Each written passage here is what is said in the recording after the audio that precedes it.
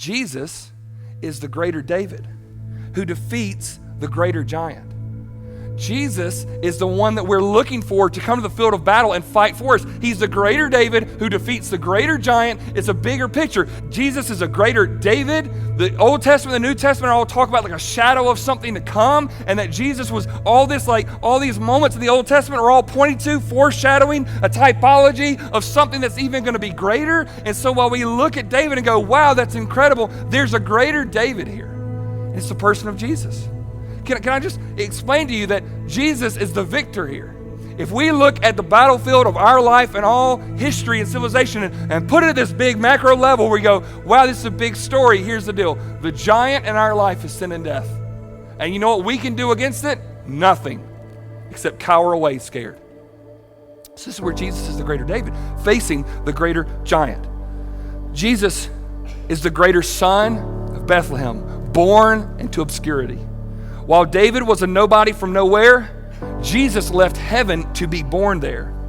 Jesus is the greater unexpected candidate, overlooked and forgotten. While David was the least likely brother to be chosen king, Jesus was despised and rejected by all men. Jesus is the greater anointed king, consecrated in the shadows. While David was anointed to be king without Saul's ability to know, Jesus was appointed to be king without Satan's ability to stop. Jesus is the greater shepherd watching over his flock. While David watched over his sheep and protected them against danger, Jesus watches over us and protects us against our greatest enemy. Jesus is the greater suffering servant, enduring injustices. While David was persecuted due for his sin and other sins, Jesus was persecuted for our sin.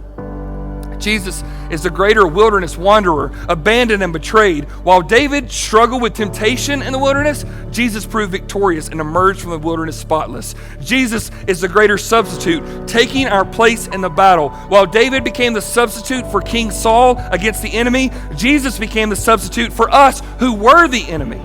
Jesus is the greater warrior charging the battle line. While David ran towards the fight with passion, Jesus ran towards the cross with joy. Jesus is the greater slinger of stones, defeating the enemy. While David threw the stone that would be the death of Goliath, Jesus would roll away and throw the stone that would be the death of death.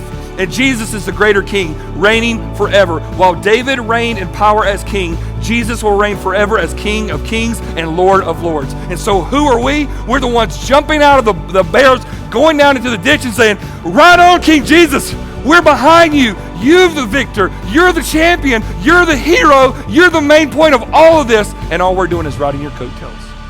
Can I just free every single one of you up today? You don't have to fight a battle that's already been won. The great enemy in your life, sin and death, has been defeated by King Jesus. Defeated forever. And we just jump out of our place and act like we had something to do with it. And we just pursue him all the way home.